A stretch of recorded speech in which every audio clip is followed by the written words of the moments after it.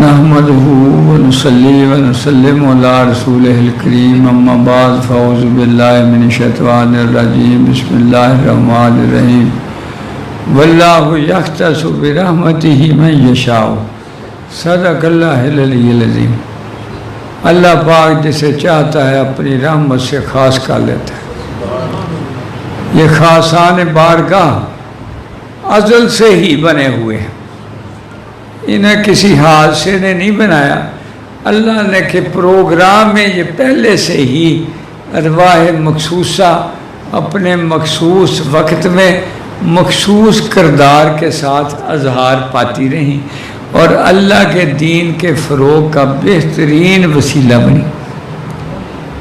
ان خاصان بارگاہ میں سے بہت عظیم شخصیت پاک حضرت عثمان ذو النورین رضی اللہ تعالیٰ عنہ اتنے بلند ہیں کہ بلندیاں خود پست ہو جاتی ہیں مگر ان بلندیوں کو چھو نہیں سکتے، کیونکہ الفاظ میں وہ سخت نہیں جو ان کی پرواز کی طاقت ہے۔ یہ ان حد کے چاہے ہوئے محدود ہو نہیں سکتے، یہ بلند ہیں تعریفوں سے، بلند ہیں سارے القابات سے، بلند ساری تعریفوں سے، کیونکہ یہ بلند ترین کے چاہے ہوئے ہیں۔ یہ وہ مقام ہے کہ جہاں حضرت خضر علیہ السلام کا واقعہ کوٹ کرنا پڑتا ہے کہ آپ حضرت عبداللہ مغربی کو بڑے زیادہ ملنے آتے تھے، تو آپ نے پوچھا خضر علیہ السلام اتنی آپ کی عمر ہے، کوئی ایسا عجیب واقعہ بتایا جائے جو جس پہ آپ بھی حیران ہوں۔ کہتے ہیں ہاں عبداللہ، ایک دفعہ میں بحر محیط پہ پرواز کر رہا تھا کہ دیکھا تو ایک پہاڑ کی چوٹی پہ بندہ سویا ہوا ہے، اوپر چادر لی ہوئی۔ میں نے جا کے اس کی انگلی ہلائی، کہا اٹھو بھی اللہ کے بندے، اللہ اللہ کرو۔ کہتے ہیں ابو العباس آپ کا نام ہے، ابو العباس آپ جاؤ اپنا کام کرو۔ کہتے میں بڑا حیران ہوا کہ یہ میرا نام بھی جانتا ہے اور میں اسے جانتا نہیں، حالانکہ اللہ پاک نے تمام اولیاء کاملین کا مجھے نقیب بنایا۔ تو میں نے کہا یا اللہ یہ کون ہے تو ولی اللہ جو اتنی بلندی سے پہاڑ پہ جا کے سویا ہوا ہے آرام سے چادر لے کے، یہاں اور کی تو رسائی نہیں ہے۔ تھوڑی دور گیا آگے تو اس کی بیوی بیٹھی، اس نے کہا کہ بھی اس نے بھی وہی کہا کہ بس اپنا کام کرو۔ کہتے یہ کون ہے مجھے سبق دینے والے بھی؟ تو آخر وہ اس نے کہا کہ ہم یہاں آئے تھے، ایک ابدال فوت ہو گیا تھا، ابھی اس کو تجہیز و تکفین کیا، فرشتے اس کے جسم کو لے گئے ہیں، تو اب ہم چلے ہیں اپنے ڈیوٹی کی جگہ پہ۔ تو آپ نے عرض کی اے اللہ پاک یہ کون ہے جو مجھے جانتے ہیں اور میں نہیں جانتا نہیں؟ تو اللہ پاک نے فرمایا اے خضر تو ان کا نقیب ہے جو مجھے چاہتے ہیں، اور جنہیں میں چاہتا ہوں ان کا تو نقیب نہیں۔ تو حضرت عبداللہ مغربی نے فرمایا ان کے نقیب کون ہیں؟ کہتے حضور غوث پاک۔ تو بہرحال یعنی یہ وہ ہیں جنہیں اللہ نے چاہتا ہے۔ رضی اللہ تعالیٰ عنہ کا معنی بھی ہے جن پہ اللہ راضی ہو گیا۔ یہ آقا دو عالم صلی اللہ علیہ وسلم کے ڈائریکٹ فیض یاب ہے، ہر کوئی وسیلہ سے فیض یاب ہے آپ کے کلام کے وسیلہ، مگر آپ ڈائریکٹ اس آقا رحمت جن کے القابات کی پھر وہی بات ہے کوئی حد نہیں، جو اللہ کے سارے کارخانے کے سب سے اعلیٰ و منزہ ہستی ہیں، ان کے پسندیدہ پرورتا ہے۔ عام لوگوں کو تو ان کی عزت کی وجہ سے اور احترام کی وجہ سے ان کے بارے میں منفی سوچ کا تصور بھی نہیں لانا چاہیے، ورنہ آقا پاک کی نگاہوں سے گر جائیں گے کہ میں نے پالا ہے اور یہ کرتا ہے، بنایا میں نے ہے، عثمان کو بنایا میں نے ہے، کون ہے جو میں اس میں نقص نکالے؟ آقا پاک فرمائے آج کے بعد عثمان سے کسی عمل کے بارے میں نہیں پوچھا جائے گا، میں نے عرض کیا اللہ میرا آسمان بڑا شرمیلا ہے، ایسے حساب معاف کر دے، تو اللہ پاک نے معاف کر دیا۔ تو یہ شانیں ہیں کہ جن شانوں کا کوئی یہ معمولی یعنی گرے ہوئے ذہن، یہ جو ہوتے ہیں نا شاہی کے تصورات، وہ یہ گد کو نہیں آ سکتے۔ قدر پھلاں دی گد کی جانے مردے کھاون والے، اس کے تصورات میں اس کی پہنچ ہی نہیں ہے، وہ تو مردار کی طرف دیکھتی رہتی ہے۔ شاہی جو ہے وہ آسمان کی وسطوں پہ نظر رکھتا ہے اور رزق حلال کھاتا ہے، مرا ہوا نہیں کھاتا۔ اور اللہ نے یہ شان بخشی ہے، جب دریا کی وسطوں میں یا سمندر کی وسطوں میں بولتا ہے نا، مچھلی خود بخود باہر آتی ہے اور وہ چکے پکڑ لیتا ہے۔ تو گد جو ہے وہ مردار کھاتی، تو دونوں کے ہیں وہ اسی ایک فضا میں ہے دونوں کی پرواز، مگر کرگس کا جہاں اور ہے شاہی کا جہاں اور، پرواز ہے دونوں کی اسی ایک جہاں میں، مگر کرگس کا جہاں اور ہے شاہی کا جہاں اور۔ تو یہ ظاہراً اسی شکل و صورت میں ہے، مگر یہ باطناً آپ ان کے جیسے نہیں ہیں۔ یہ سارے زور لگاتے ہیں حضور ہم جیسے ہیں، ہاں ظاہراً آپ جیسے ہیں، مگر باطناً ساری کائنات میں سے آپ الگ ہی ہیں، کیونکہ باطناً مقامات روحانیت وہ جو آپ کے تصرفات ہیں، یہ جگہ لکھا ہے بڑے بڑے جو بندی لکھا ہے کہ زیادہ سے زیادہ بڑے بھائی کے برابر ہے۔ کیا بڑے بھائی پہ اللہ نے درود پڑھا ہے؟ کسی کے بڑے بھائی پہ اللہ نے درود پڑھا؟ کسی کے بڑے بھائی پہ وحی آئی؟ کسی کے بڑے بھائی کی زلفوں کی قسمیں کھائیں؟ کسی کے بڑے بھائی کے چہرے کو یاسین کی قسموں سے نوازا؟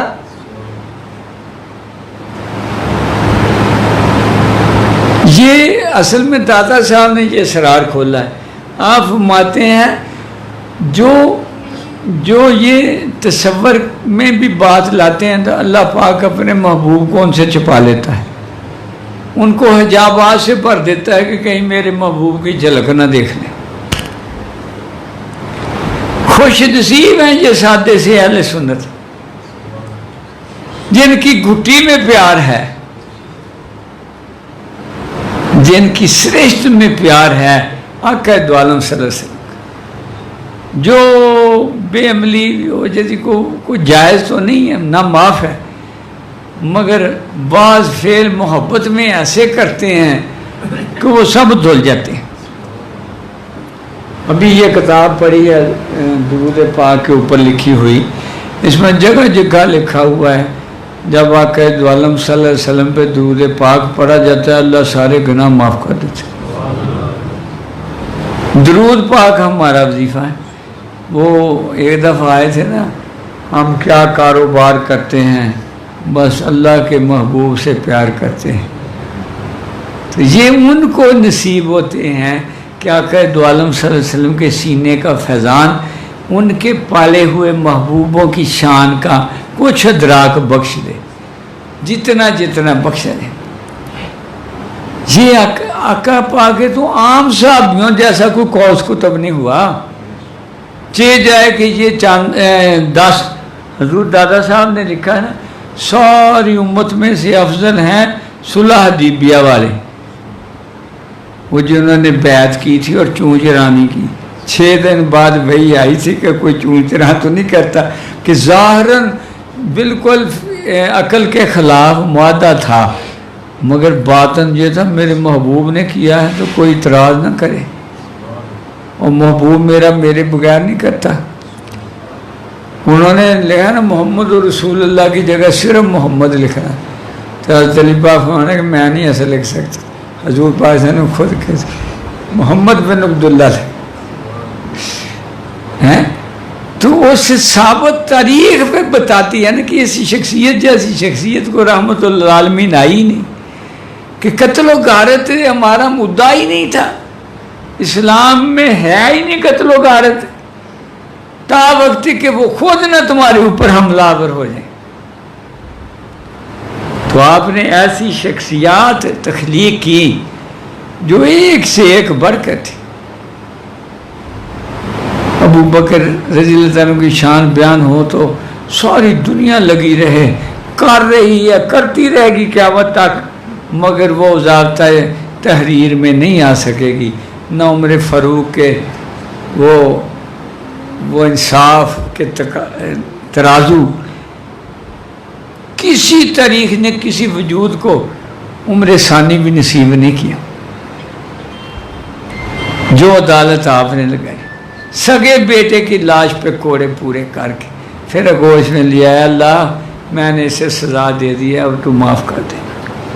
سگے بیٹے کو کسی بادشاہ نے آج تک سزا نہیں دی. ایک دینے کے لیے آیا تھا تو محمود غزنوی آیا تھا، اسے کسی نے شکایت کی کہ میرے گھر کوئی بادشاہ آتا ہے درباری اور میری بیوی کے ساتھ وہ برا کام کرتا ہے، تو آپ نے فرمایا کہ مجھے بتانا اب جب آئے. اس وقت قسم کھا لی کہ نہ پانی پینا نہ کھانا کھانا جب تک کہ اس کو انصاف نہ دلا دے. یہ بھی نقش بندی فقیر ہے، حضرت ابو الحسن خرقانی کا مرید ہے.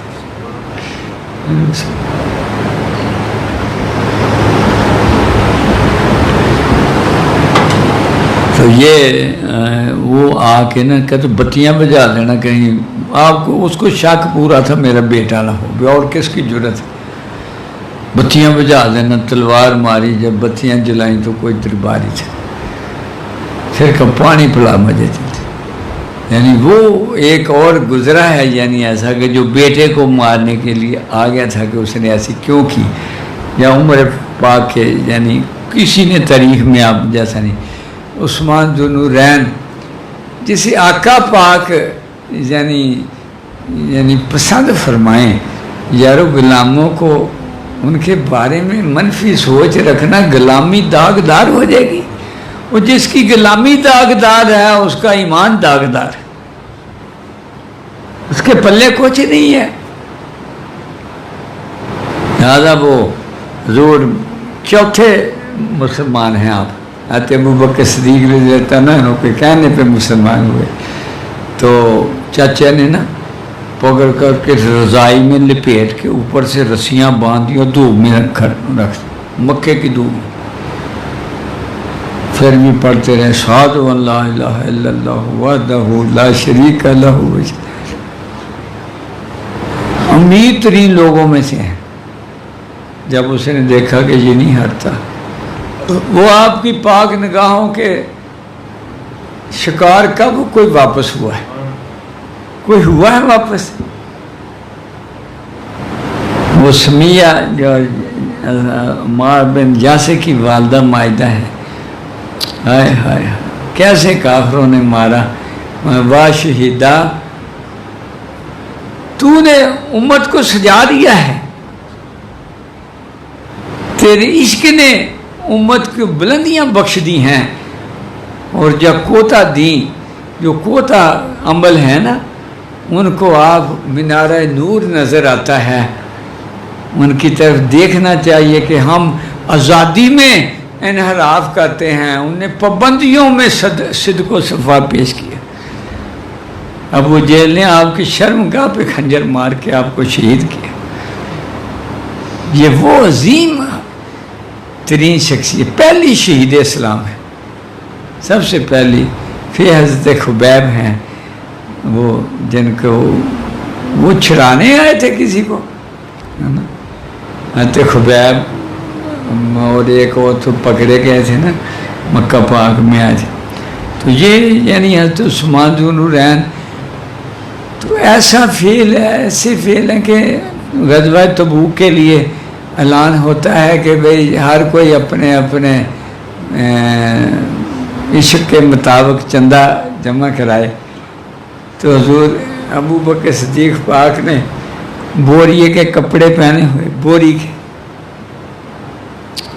سارے فرشتے پہلے آسمان پہ آ کے جھک جھک کے دیکھ. یہ کیسی شخصیت کے پالے ہوئے ہیں، چھتیر بھی اتار کے کندھے پہ.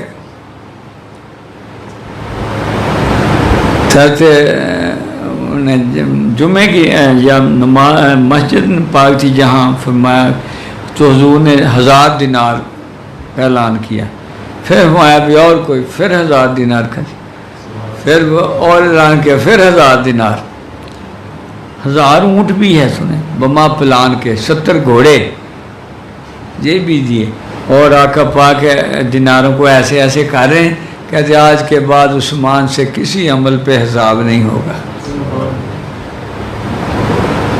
یہ ان شخصیات کو کہتے ہو تم کچھ، ہائے ہائے۔ تو یہ یعنی جب وہ ہو گئے تو ہجرت کی حبشہ کی طرف، آپ ذی الہجرتین ہیں یعنی 2 ہجرتوں والے، تو ہجرت بھی دین کی خاطر بہت بڑا عمل ہے، بہت بڑا عمل ہے، دین کی خاطر ہجرت کر جانا کہ یہاں دین کو خطرہ ہے تو میں دین کو بچانے کے لیے کسی اور ساری قربانی کر دوں، کاروبار کی، ہر شے کی، اور میں چلا جاؤں۔ تو آپ کو ذوالنورین کی طرح یہ ہجرتین بھی ہے کہ آپ نے 2 ہجرتیں کی ہیں۔ تو یہ ایک دفعہ قحط پڑ گیا مدینہ پاک میں، تو آپ کو 1000 اونٹ شام سے غلہ لے کے آ رہا تھا۔ ایک نے تو روایت لکھی کہ پہلا اونٹ مدینہ طیبہ میں تھا، آخری ابھی دمشق میں تھا۔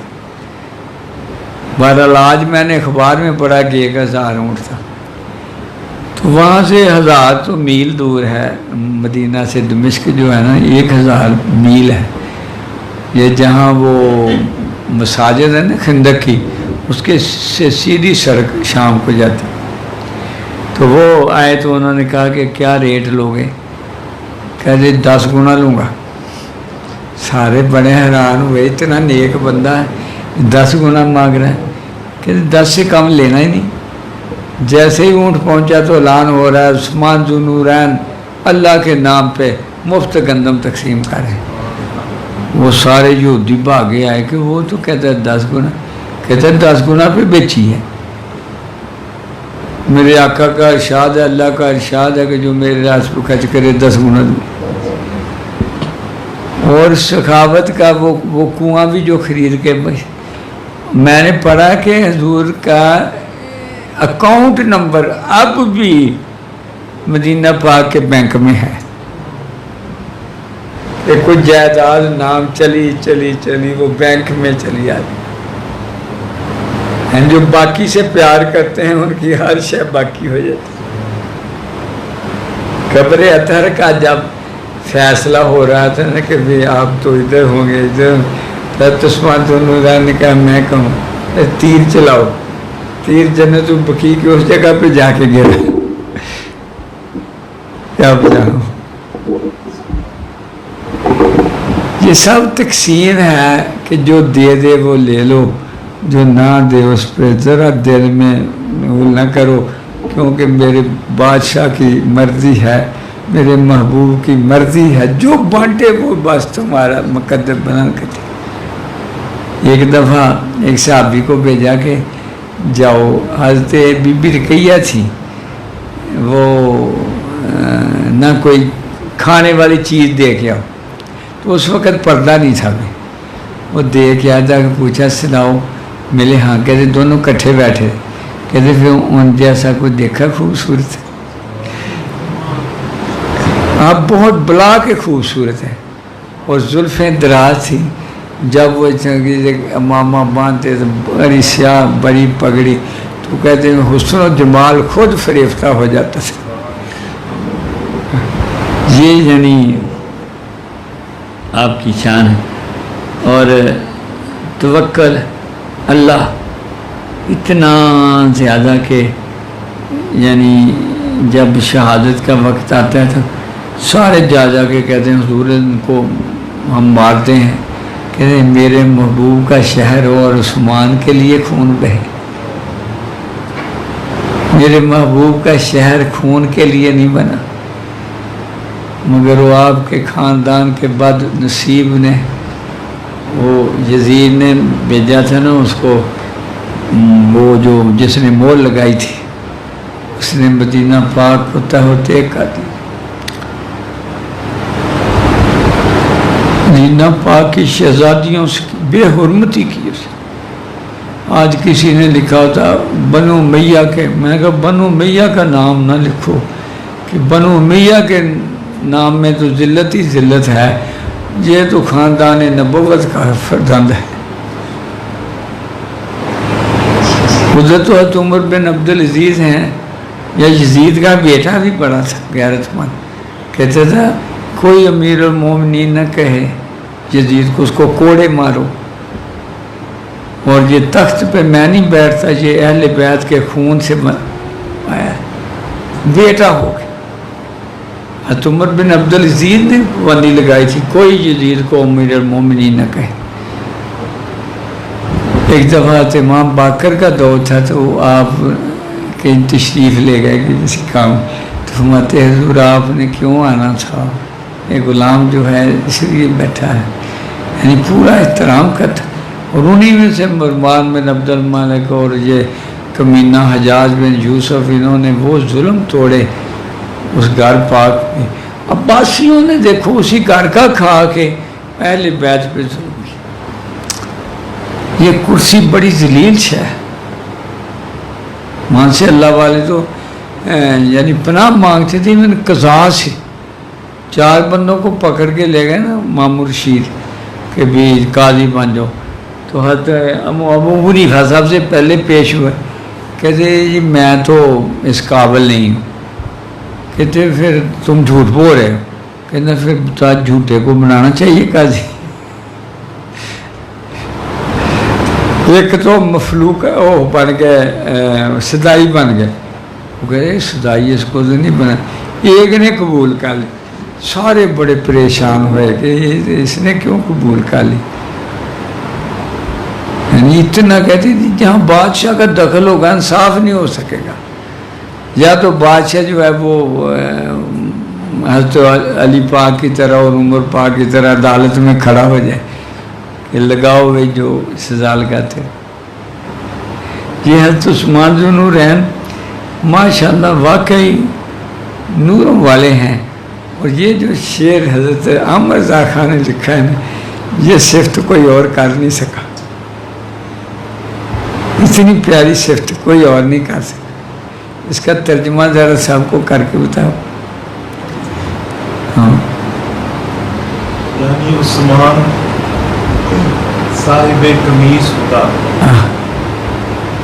آقا علیہ الصلوۃ والسلام کی لباس ہدایت، خدا میں نے ہدایت سے، یہی معنی ہے نا اس کا، قمیص سے ہدایت کو تھا کہ آپ کو خواب آئی سی تھے، ہم ایک قمیص آپ کو پہنائیے اسے اتارنا نہ، وہ خلافت کی قمیص تھی، تو وہ کہتے تھے استعفیٰ دو، کہ نہیں مجھے آقا پاک نے منع فرمایا کہ اس قمیص کو اتارنا نہیں، ہلا، وہ جنت کا جو لباس ہوتا ہے اس کو ہلا کہتے ہیں، لاکھوں سلام۔ یہ دیکھو نا جتنا بڑا عاشق ہے نا اتنی بڑی خراج ملتی ہے اس کو۔ وہ اس کا متبادل لائے تھا جو حضرت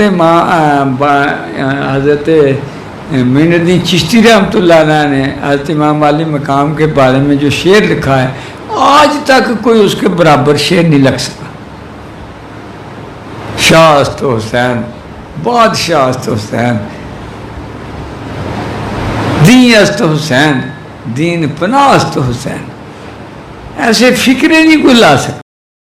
یہ وہ ہے گفتہ اللہ بود گرچہ از حلقوں میں عبداللہ بود، حاجی معین الدین چشتی کا لکھا ہوا شعر آج تک کسی سے وہ اس کی برابری نہیں کوئی کر سکا، صدیوں سے لکھا جا رہا ہے، صدیوں سے سب سے بڑا شعر یہ لکھتا ہے، شاہ است حسین، بادشاہ است حسین، دین است حسین، دین پناہ است حسین۔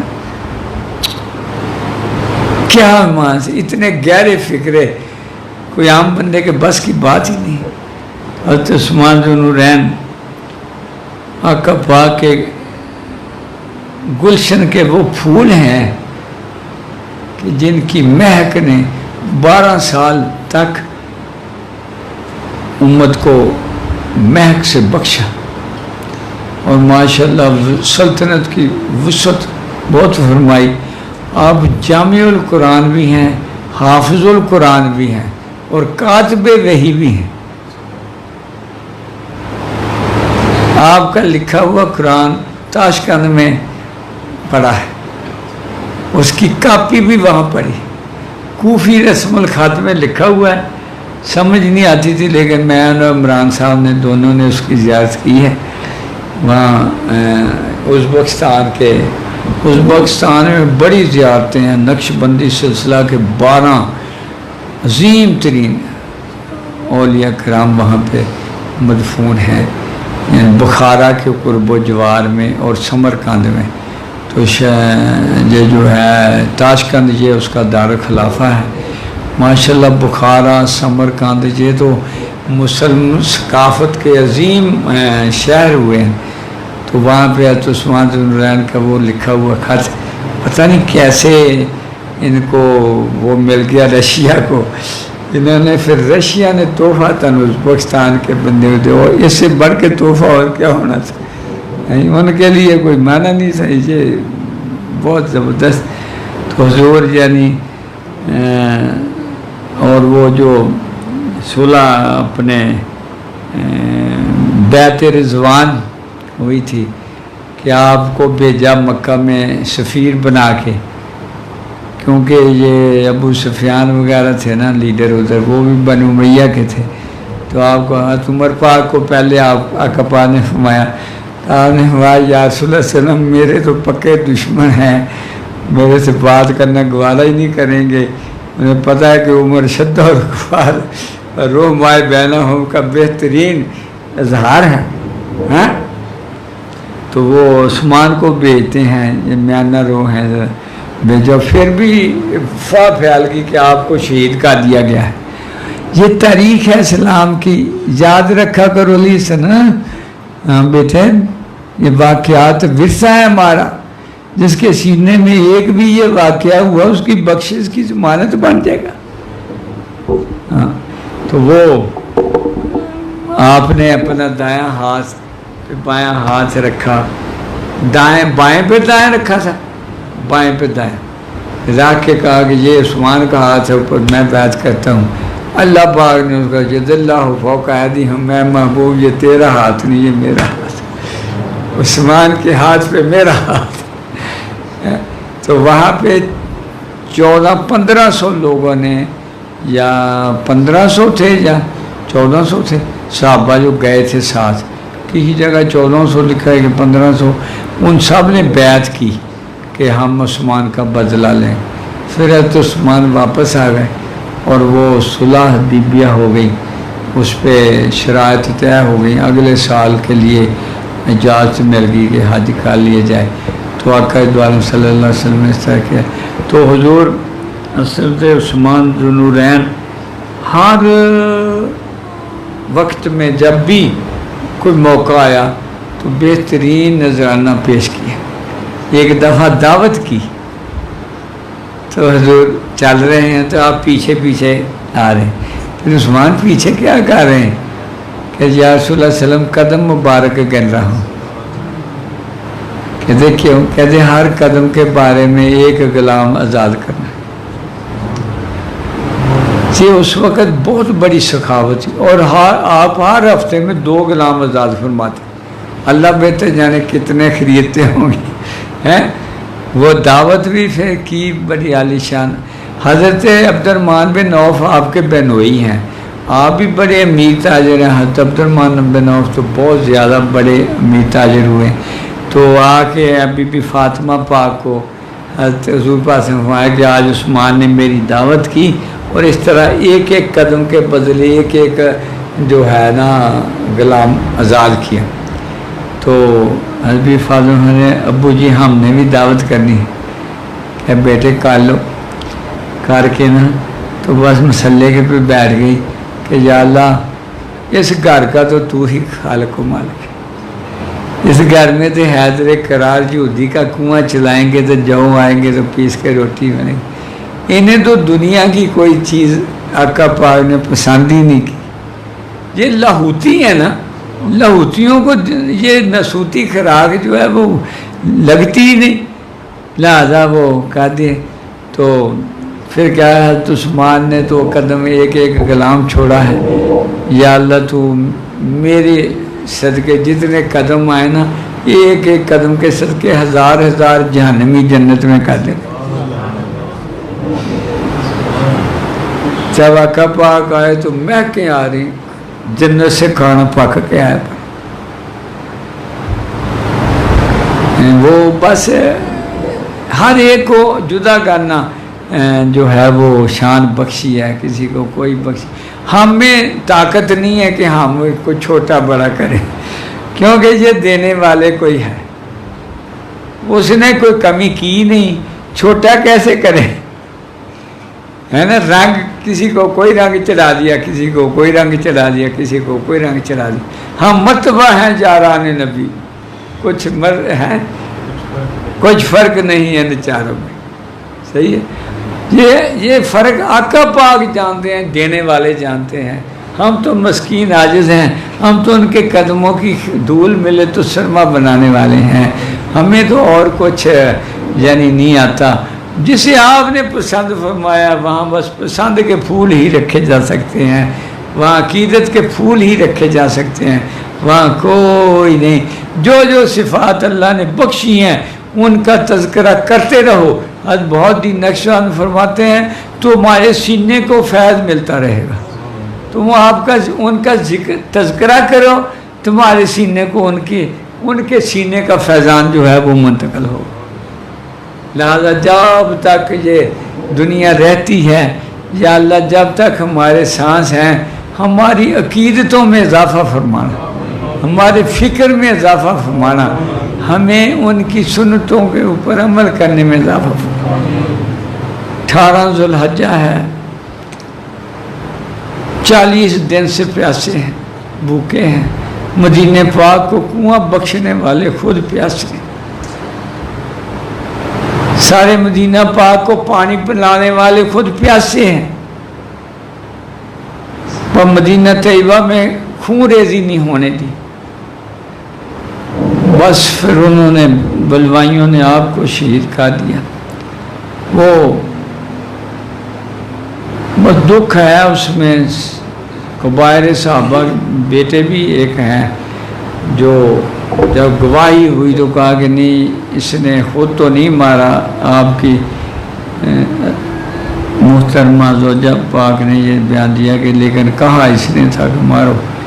ہوا یہ تھا کہ وہ گورنر مصر کا مقرر کیا تھا حضرت عبد الرحمن بن ابو بکر صدیق رضی اللہ عنہ، تو وہ راستے میں ابھی جا رہے تھے تو آپ کے گھر رہتا تھا وہ بڑا خبیث تھا مروان، اس نے نا ایک اور لیٹر بنا کے آپ کی مور لگا دی اور لکھا دیا کہ جیسے ہی یہ پہنچے نا آپ کو استعفے کا کہیں آپ انہیں قتل کر دو۔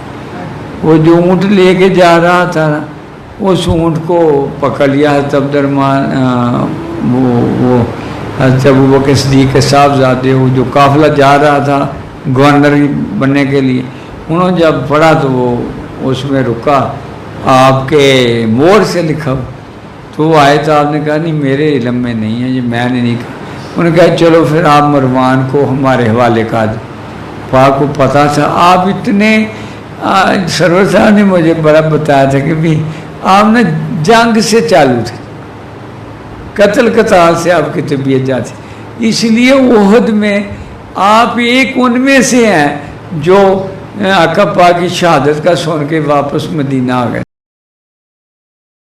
انہوں کا کوئی فیل بھی اجتہاد گنیا جاتا، غلطی نہیں گنی جاتی۔ صاحب اکرام وہ جو مرضی رائے دیں نا، ایک دوسرے کے خلاف بھی دیں، وہ اجتہاد ہے ان کا، ان کی اپنی فہم و فراست کے مطابق وہ جواب ہے، وہ غلطی سے پاک ہیں۔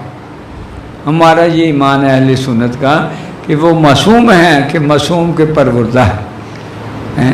تو وہ آپ نے کہا کہ نہیں مروان کو اگر میں دے دوں گا تو یہ اس کو مار دیں گے، بس اس وجہ سے وہ فساد ہوا۔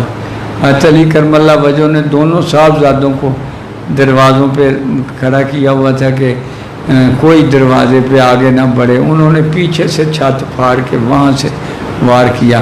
حضور جب آپ مدینہ طیبہ سے باہر تھے، جب تشریف لائے تو دونوں کو بڑا ناراض ہوئے کہ یہ کیسے ہو گئے. کہا ہم بیٹھے تھے فرنٹ پہ تو انہوں نے پیچھے سے حملہ کر دیا. حضرت بی بی نائلہ تھی نا اس وقت آپ کی زوجہ محترمہ، ان کے سامنے، اور جس آیت پاک پہ وہ خون ہوا گرا آپ کے پیشانی مبارک سے جب تلوار کا، تو وہ آیت پاک آپ کو یاد ہے؟ آج اخبار میں لکھی ہوئی تھی. وہ یہ ہے کہ وہ اللہ کے پسندیدہ جو بندے ہیں اس کا ترجمہ یعنی ہے وہ یعنی اس آیت پاک پہ خون گرا. اللہ پاک کروڑوں رحمتیں فرمائے آپ پہ، آپ کے ہر روز درجات بلند فرمائے. اور یا اللہ پاک آقا پاک کے اس عاشق صادق وجود کے صدقے ہمارے ملک میں عشق کی فراوانی فرما دے. یا اللہ پاک کچھ خوشبو ہم بانجھ لوگوں کو بھی بانٹتے ہیں، بہت دور ہو گئے ہیں، بڑے بے عمل ہو گئے ہیں. اے اللہ پاک کوئی مرد حق آگا ہمیں نصیب کر دے تاکہ یہاں آقا پاک کے نام لیوا. جب تک کوئی صاحب اقتدار نہ ہونا اتنی دیر تک دین کا فروغ نہیں ہوتا تھا. وہ ہو تو وہ سب کو سیدھا کر دیتے. اے اللہ پاک تو عثمان جیسا کوئی ہم کو نصیب فرما دے تاکہ آقا پاک کے دین کا فلیرا لہرائے. وما لنا الا البلاغ. بلغ العلا بکمالہ کاشف الدجا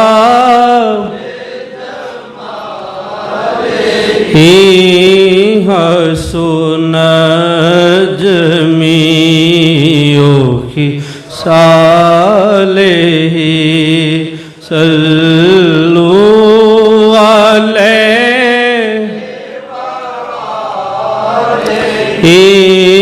صلو علیہ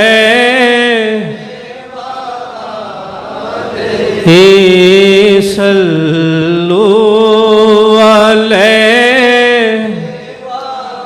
آلہ.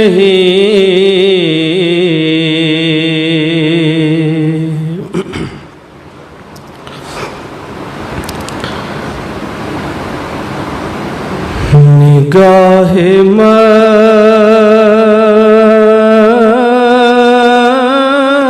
مست سے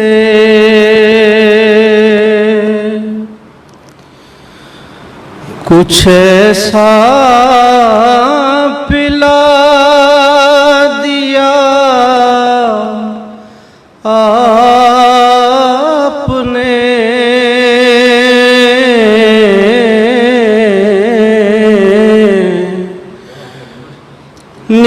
نگاہ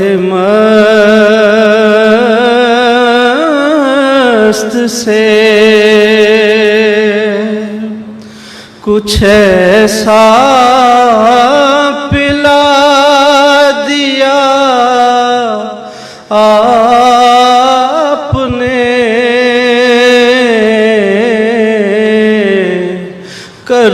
کروڑوں شکر ہے کہ جینا سکھا دیا آپ نے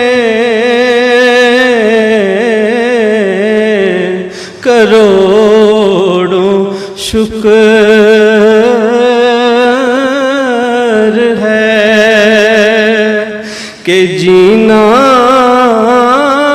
سکھا دیا آپ نے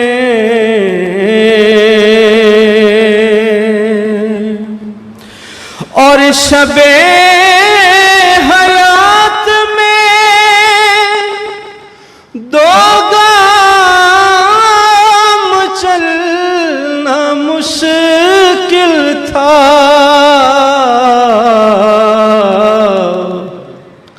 قدم قدم پہ مجھے آسرا دیا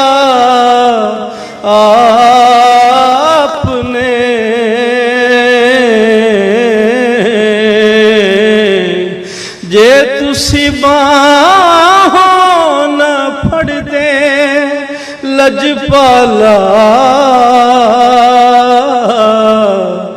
मैं ठोकरां खा खा मर जांदा जे तुसी साडा सहारा ना बन दे सानू दसो खां केड़े दर जांदा कदम कदम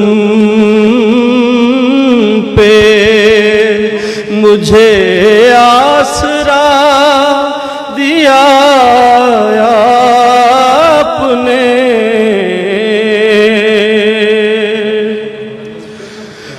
और निसार जाऊं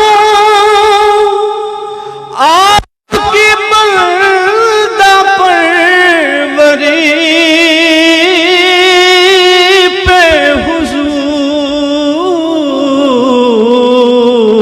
हुजूर निसार जाऊं आपकी बंदा परवरी पे हुजूर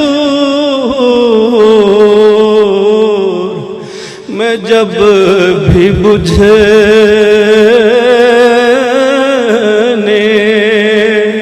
लगा हूँ जला दिया आपने मैं जब भी बुझने लगा हूँ जला दिया आपने मैं जब भी बुझ मुस्तफ़ा जाने रहमत पे लाम शम्मे बज़ में हिदायत पे लाम शम्मे बज़ में हिदायत पे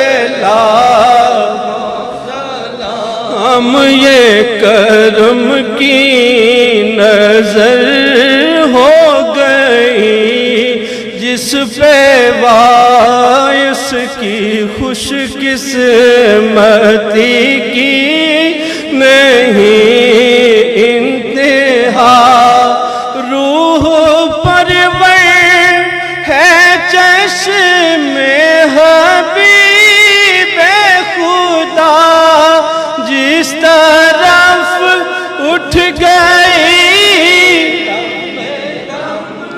आ गया जिस तरफ उठ गई आ गया इस निगाहे इनायत पे सलाम मुस्तफा जाने रहमत पे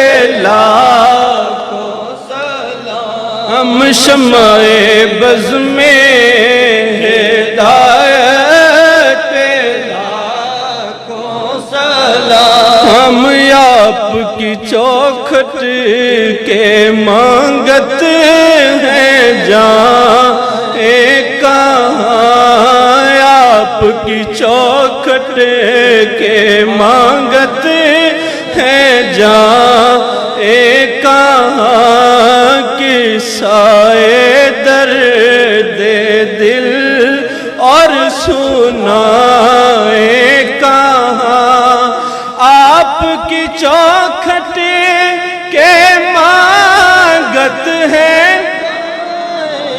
कहाँ किस्साए दर्द दिल और सुनाए कहाँ आपकी आला समात पे लाखों सलाम मुस्तफा जाने रहमत पे लाखों सलाम शम्मे बज़ में हिदायत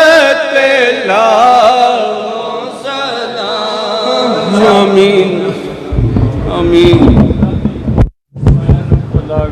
کان ترجنی وجہ نبیوں کا وجہ نبیوں کا وجہ نبی سیدنا محمد صلی اللہ علیہ وسلم کما ہو عندک آمین برحمتک یا ارحم الراحمین.